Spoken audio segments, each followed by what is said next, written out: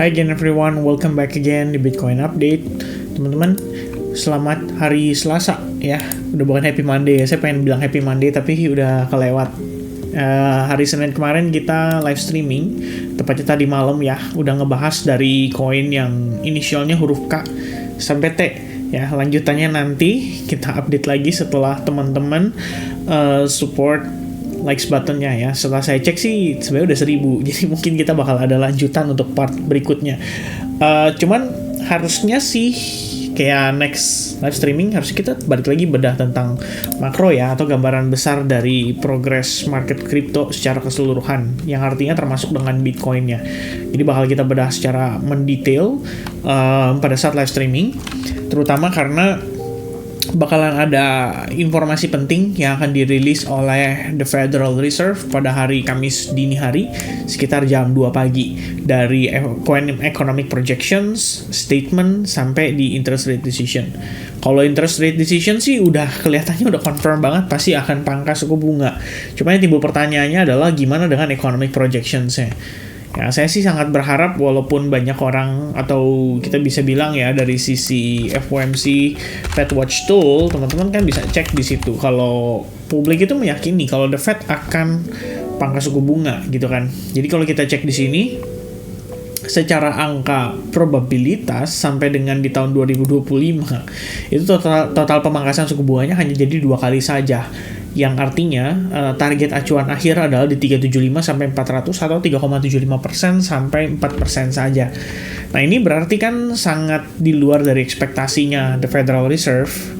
Maksudnya di luar dari summary economic projection yang dikeluarkan oleh Federal Reserve pada September lalu. Maka teman-teman sekalian, andaikan The Fed memberikan update yang justru cenderung sebaliknya dibandingkan yang dipercaya oleh publik saat ini, itu bakal jadi satu katalis atau pendorong untuk market tetap stay bullish and even more bullish daripada yang kita harapkan. Kira-kira begitu. Tapi ya ini kan masih jauh ya teman-teman ya, bukan masih jauh lah. Saya juga nggak mau terlalu over speculate ya dengan apa yang akan kita dapatkan ya, informasinya terkait dengan yang akan disampaikan oleh si The Federal Reserve atau Jerome Powell di sini mewakili The Fed. Jadi kalau buat saya sih pribadi ada baiknya tidak terlalu over gambling ya mendekati rilis data tersebut. Kalau kita lihat dari hari ini itu ada data untuk yang Global Services PMI di US, dan datanya nunjukin kalau masih ada pertumbuhan yang cukup baik. Artinya di sini menyesuaikan dengan apa yang disampaikan oleh The Fed atau Jerome Powell terakhir, mengatakan kalau di US itu sebetulnya masih tidak ada indikasi perlambatan ekonomi yang parah. Jadi bisa dibilang tidak mengalami resesi lah, kira-kira begitu. Dan dari data ini saya pikir yang menjadi salah satu faktor pendorong ya daripada Bitcoin akhirnya sukses menciptakan all time high yang baru pada tadi malam sekitar di harga 107.700-an lebih ya. Dan kalau kita cek sekarang, overall price still going up, walaupun kita ngelihat di sini kondisinya sudah relatif poco-poco ya. Jadi dia naiknya bertahap banget ya, pelan-pelan, tapi tetap naik. Ya, kenapa tetap naik? Karena kalau buat saya personally ya, kita ngelihat dari perspektifnya market structure atau trend, itu tetap memberikan kita sebuah idea kalau buyers masih ada di situ dan dia coba untuk pertahankan.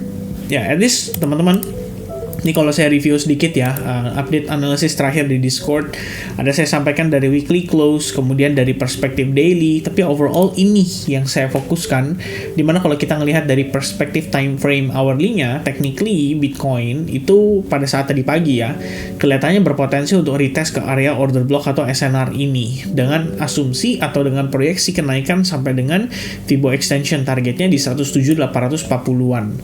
And I believe it is reach ya, target yang kita expect. Dan sekarang posisinya Bitcoin lagi kembali mengalami correction atau pullback. Dan wajar ya, karena kalau kita lihat dari beberapa hari terakhir, dia punya karakteristik every push ke harga yang lebih tinggi selalu diiringi dengan pullback juga. Jadi kalau kita lihat secara struktur sebenarnya lebih bagus atau lebih ideal pada perspektif time frame hourly-nya. Yang andaikan teman-teman mengambil acuannya dari sini, kita zoom in ya. Misalnya kita ngelihat ya dari posisinya saat ini. Ini kalau misalkan harga udah naik nih, successfully creating new high point, gitu kan. Di mana dia kira-kira akan berhasil atau membentuk semacam potensi higher low-nya, ya kita bisa tambahin yang namanya imbalance ini. Nah itu satu. Kemudian internal Fibonacci aja. Kalau kita mau tambahin bisa kayak begini teman-teman sekalian. Maka area OTE atau area Fibonacci 0,62% sampai 0,79% berpotensi jadi pijakannya untuk Bitcoin kembali rebound lagi. Nah ini kalau secara pergerakan dari sisi retail atau dari sisi trend atau dari sisi struktur, kita ngambil dari lower time frame, so far so good, gak ada masalah gitu. Dan kalau kita cek dari sisi demand ETF, itu nggak putus dari angka ya 3 digit, itu pertama, dan tidak pernah kepalanya tuh nggak pernah satu ya.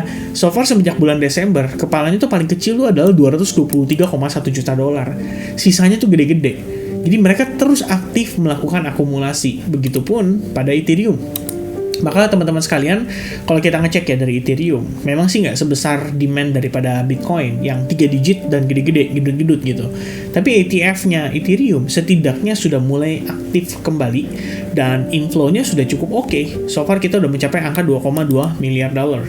Jadi kalau buat saya pribadi, saya pikir market hanya lagging ya atas reaksi daripada demand di ETF-nya Ethereum. Sementara kalau misalkan dari sisi Bitcoin yang udah rally terlebih dahulu, itu sebenarnya kita udah ngelihat dari indikasinya pada 2-3 hari yang lalu ketika kita ngomongin soal all eyes on Bitcoin dan ada live streaming juga ya, kayaknya kita ngebahas di situ teman-teman, kalau Bitcoin preparing for new ATH atau new all time high.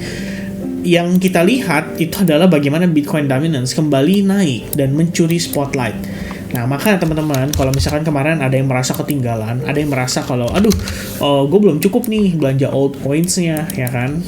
Well, this is your opportunity. I do believe ini masih jadi kesempatan buat teman-teman manfaatkan. Jangan sampai nanti others dominance-nya udah rally terlebih dahulu, ya. Dan jangan sampai juga dari sisi others-nya atau market cap yang di luar dari top 10, itu udah perform lebih signifikan, gitu. Ya, kalau saya sih pribadi ngelihatnya begini. Ada possibility lah, atau ada potensi gitu ya. Market bisa aja sementara topping di sini dan dia having a correction dulu before kita nge-push ke harga lebih tinggi. Ya, kalau misalkan dikasih, ya ini bukannya advice ya teman-teman ya. Tapi kalau buat saya pribadi, kalau dikasih saya akan belanja lebih banyak. Tapi kalau misalkan tidak, gak ada masalah. Positioning saya merasa udah cukup nyaman dengan posisi yang saat ini saya pegang pada altcoins yang saya sudah lakukan akumulasi. Maka dari itu, for now ya, my focus on market adalah hanya tinggal maintaining aset yang kebetulan saya udah keep ya untuk saat ini. Dan mungkin kalau misalkan ada opportunity menarik, saya akan coba diversifikasi sebagian dari keuntungan atau profit yang saya hasilkan dari market saat ini. Kira-kira begitu. Jadi untuk Bitcoin gimana kesimpulannya ya? Kalau buat saya personally, simple teman-teman ya, selama struktur tetap dalam keadaan positif, we can always maintain our bias untuk tetap dalam keadaan positif juga atau dalam keadaan bullish juga. Gitu kan? Jadi kalau misalkan nanti ini andaikan Bitcoin turun gitu ya, retest ke level 104.000 bahkan 103.700, saya pikir ini masih bisa naik. Cuma kalau misalkan ternyata ya, ini kan kita berbicara dari sisi market aja nih, bukan dari sisi fundamental makronya. Kalau ternyata nanti ada perubahan, nah itu lain cerita lagi. Tapi kalau misalkan untuk saat ini, selama buyersnya on Bitcoin masih serius mempertahankan tren atau struktur yang ada, kita tinggal follow aja teman-teman. Saya pikir next could be around 110 ya, dan dengan kondisi dia pullback, mudah-mudahan pullback korektif, ya reboundnya berikutnya mudah-mudahan bisa langsung mencapai ke harga $110.000 on Bitcoin or on X-nya. Jadi for now, overall still looking good. Bitcoin on the weekly close juga udah bagus banget. Kalau kamu cek dari perspektif weekly, closingnya sepertinya saya jelaskan beberapa hari lalu, atau lebih tepat pada saat live streaming semalam pun saya ada mention ya, bagaimana Bitcoin dapat reaksi cukup baik setelah selling pressure-nya memberikan tekanan pada harga Bitcoin hingga 94.000, tapi kemudian closing yang on the weekly bahkan closing dalam keadaan bullish dan sukses creating harga close yang lebih tinggi daripada harga close minggu lalunya. Jadi so far banget ini udah oke. Ya, walaupun naiknya terbatas, sekali lagi saya tekankan, ini hanya menjadi sebuah pertimbangan saja. Artinya teman-teman nggak perlu terlalu agresif gitu ya. I mean, ya you can play agresif, tapi yang penting tetap perhatiin risk management dan stop loss placement tuh harus ideal. Jangan sampai kalian nge-keep barang dari posisi harga yang udah mahal banget. Ya, itu aja sebenarnya sedikit pesan yang bisa saya berikan pada akhir dari video ini. Ya, after all, kalau kita ngeliat altcoins hari ini, most of them-nya lagi under pressure ya. You name it, ada INS, ada ya koin-koin meme terutama pada under pressure di sini ya. Jadi so far kalau kita ngecek dari kondisinya, ya ini hanya tinggal masalah waktu sih sampai akhirnya Bitcoin-nya settle, Bitcoin dominance kemudian bisa terkoreksi ya, kira-kira gitu. So I think that's it ya teman-teman untuk update hari ini. Saya pikir dari sisi Bitcoin-nya yang penting kita tetap pertahankan struktur bullish. On the daily close juga bisa closing dalam keadaan bullish, dan for now ya fokusnya ke FOMC. Itu aja ya, sebagai sebuah apa ya kalau kita bilang ya, sebagai sebuah clue atau petunjuk terkait dengan bagaimana proyeksi pergerakan harga pada tahun 2025 mendatang. Menurut saya itu adalah kuncinya untuk kita lebih aware terhadap portofolio kita di dalam market crypto. Itu bakal seperti apa. Oke, so that's gonna be the update teman-teman sekalian. Thank you very much guys for paying attention dan udah nonton video ini. Nanti kita ketemu lagi di update berikutnya untuk altcoins. Alright, see you guys again very soon. God bless to everyone and cheers guys. Bye bye.